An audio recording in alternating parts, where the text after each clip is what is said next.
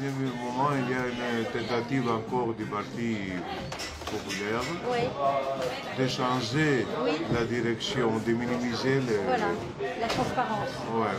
toute la transparence, la protection des lanceurs d'alerte. Même aussi la protection des lanceurs d'alerte. Dans tous les domaines, de préciser les paradis fiscaux européens.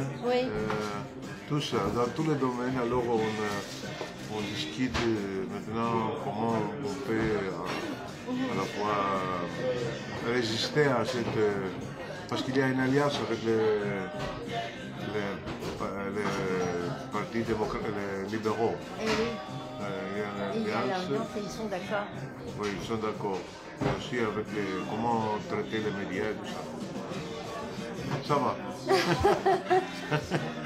On aborde la question uniquement dans le cadre de la directive anti-blanchiment. Or, on ne peut pas lutter contre la fraude fiscale avec la directive anti-blanchiment. Parce que la fraude fiscale, ce n'est pas une infraction qui est uniformisée au sein de l'Union européenne. Et que donc, en fait, ça n'aura aucun effet sur l'identification des auteurs de fraude fiscale. Les freins sont très puissants. Et c'est la raison pour laquelle aujourd'hui le seul recours c'est effectivement les députés européens. Parce qu'eux ils ont le pouvoir aussi de dire à la Commission européenne. Voilà.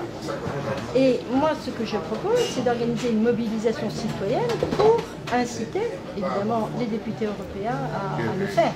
Parce que si les peuples, le peuple grec, le peuple français, le peuple italien, maltais, parce que maintenant les maltais avec l'assassinat portent ça, les députés européens, quand il va y avoir des élections, ils vont quand même avoir intérêt à soutenir ça.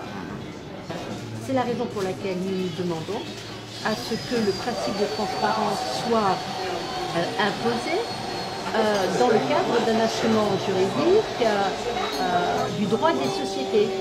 Donc partir d'un règlement européen qui impose au titre de la validité des sociétés dans la constitution de société avec des associés et avec des directeurs qui soient les personnes qui réellement dirigent ces entités et pas des prête-noms. Voilà, c'est assez simple, c'est juridiquement recevable puisque nous avions lancé une ICE il y a 2 ans et la Commission européenne avait jugé que la question n'était pas fantaisiste et qu'elle était bien dans la compétence de l'Union européenne. Et on trouve d'ailleurs dans une communication de la Commission cette proposition d'utiliser un instrument du droit des sociétés pour imposer la transparence. Alors là, ce serait vraiment efficace, ça voudrait dire simplement que, y compris les États, parce qu'il est possible de constituer des sociétés écrans à partir de Malte, de la Roumanie, du Luxembourg, enfin de plein de pays au sein même de l'Union européenne. Donc à l'intérieur de l'Union européenne, il ne serait plus possible de recourir à ce type d'entité. Et puis on déclarait aussi dans ce règlement que toutes les transactions qui sont faites avec des entités dont il n'est pas possible d'identifier les bénéficiaires réels seraient juridiquement inexistantes. Voilà. Très bonne idée d'ailleurs. Très simple, très efficace. Ce serait vraiment efficace, oui. Et ça permettrait de prendre le mal à sa racine, parce que le capitalisme financier ne peut pas se satisfaire d'obstacles. L'argent a besoin de circuler indépendamment de toute forme de régulation.